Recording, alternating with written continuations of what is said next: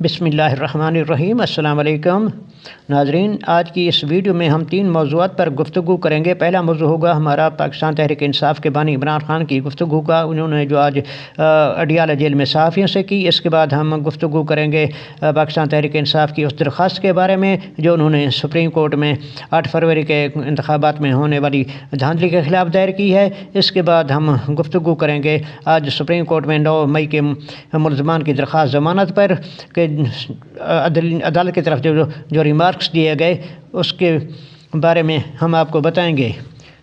ہمارے وہ ناظرین جنہوں نے ابھی تک ہمارے چینل کو سبسکرائب نہیں کیا، ان سے درخواست ہے کہ ہمارے چینل کو سبسکرائب کر لیں۔ اب سب سے پہلے ہم آتے ہیں اپنے پہلے موضوع کی طرف۔ آج پاکستان تحریک انصاف کے بانی عمران خان نے اڈیالہ جیل راولپنڈی میں میڈیا سے گفتگو کی۔ انہوں نے کہا کہ یہ حکومت جو ہے 5-6 ماہ سے زیادہ نہیں چلے گی۔ انہوں نے کہا کہ میں 5 یا 6 ماہ جیل میں رہوں گا، پھر حکومت ختم ہو جائے گی۔ یہ حکومت 5-6 ماہ سے زیادہ نہیں چل سکے گی۔ انہوں نے کہا کہ میرا سابق صدر ڈاکٹر عارف علوی سے کوئی ناراضگی نہیں ہے۔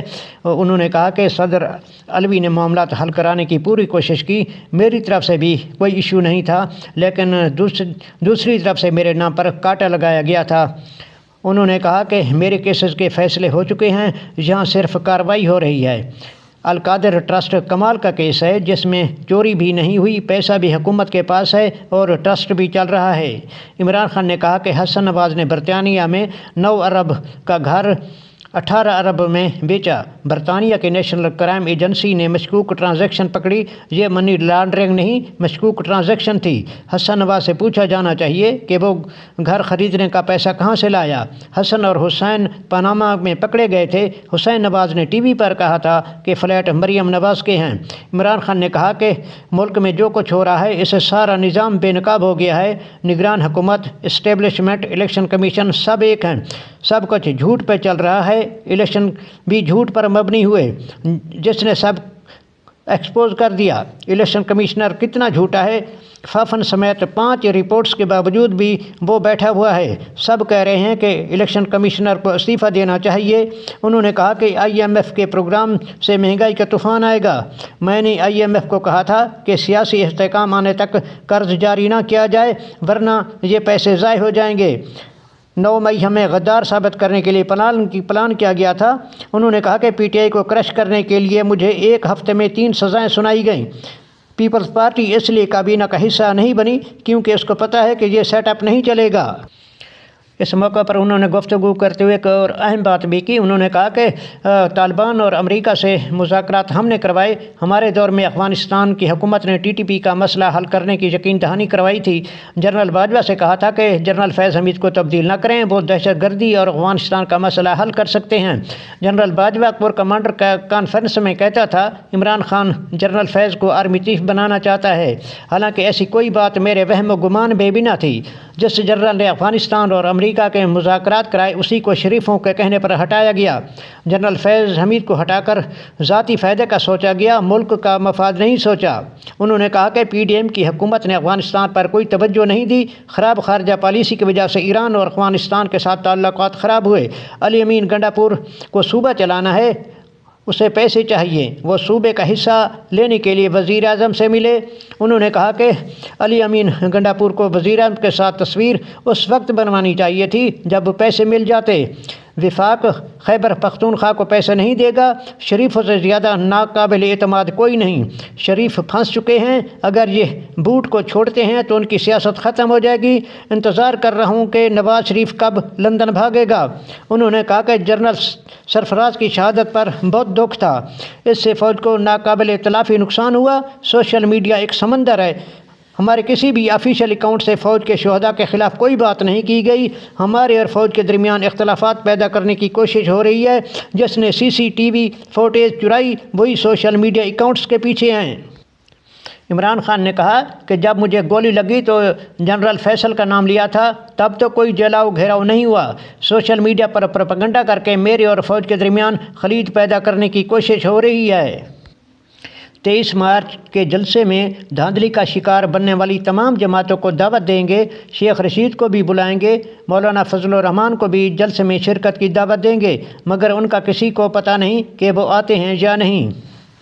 ناظرین، اب ہم گفتگو کریں گے عمران خان کی طرف سے سپریم کورٹ میں درخواست دائر کی گئی ہے کہ 8 فروری کے جو انتخابات ہوئے تھے تو اب جوڈیشل کمیشن بنا کر تحقیقات کی جائیں اور اس کمیشن میں ان ججز کو شامل کیا جائے جو کوئی تعصب نہ رکھتے ہوں، اور اس کمیشن کی جو رپورٹ ہے اس کو بھی پبلک کیا جائے۔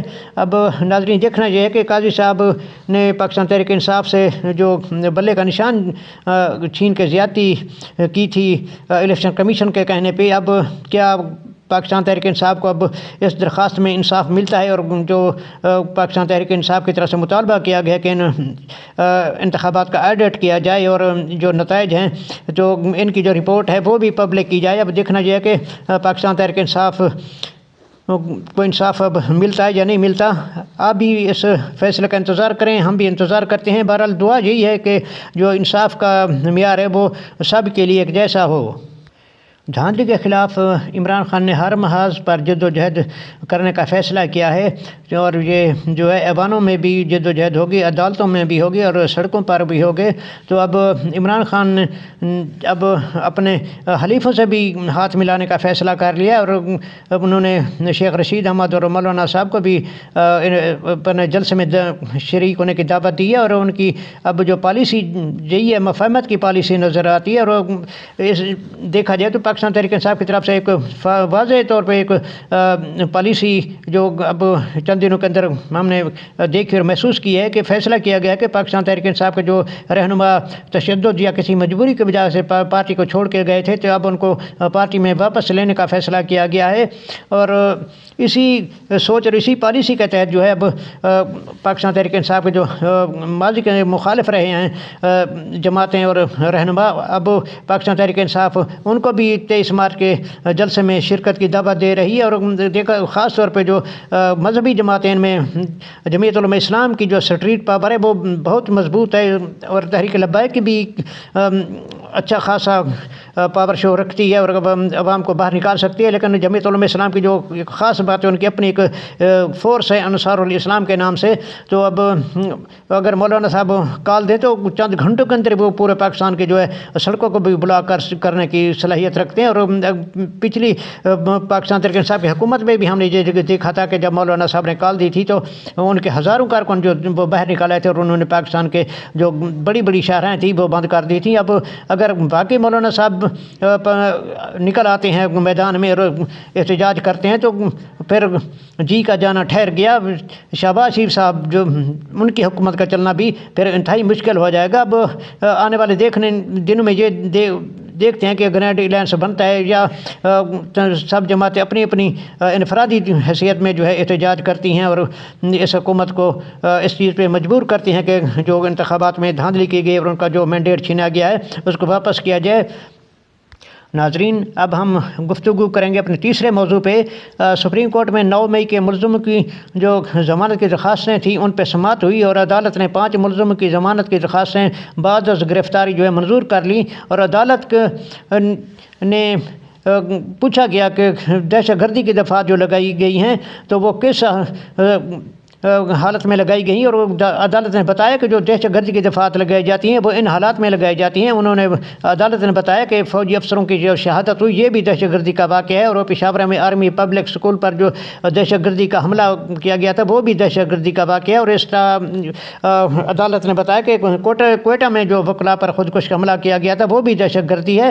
تو عدالت نے کہا کہ سیاسی کھیل جو ہے یہ عدالت میں نہ لڑیں بلکہ سیاسی کھیل کو سیاسی میدان میں لڑیں، اور عدالت نے یہ بھی کہا جب اسلحہ برآمد نہیں ہوا تو متعلقہ شک دہشت گردی کا اطلاق نہیں ہوتا۔ اور سپریم کورٹ نے کہا کہ کیا پولیس کے ہیڈ کانسٹیبل کی بات کو مان کر سابق وزیر اعظم کو غدار قرار دے دے؟ ملزمان کے خلاف کیا شواہد ہیں؟ ملزمان کے خلاف کوئی ثبوت نہیں۔ ناظرین اب دیکھنا یہ ہے کہ سپریم کورٹ کے آج کے فیصلے اور ان ریمارکس پہ پاکستان مسلم لیگ نون کا کیا رد عمل آتا ہے، کیا ان کی طرف سے بھی کوئی پریس کانفرنس ہوتی ہے، جس طرح وہ ماضی میں عدلے کے خلاف باتیں کرتے رہے ہیں، اور اب کیا وہ اب دوبارہ اپنی پرانی روش پہ چلیں گے اور کوئی پریس کانفرنس یا ان کے کسی رہنما کی طرف سے کوئی بیان آتا ہے یا نہیں آتا۔ ناظرین آپ کی خدمت میں پھر حاضر ہوں گے، اس وقت تک کے لیے اجازت دیجیے۔ اللہ حافظ۔ پاکستان زندہ باد۔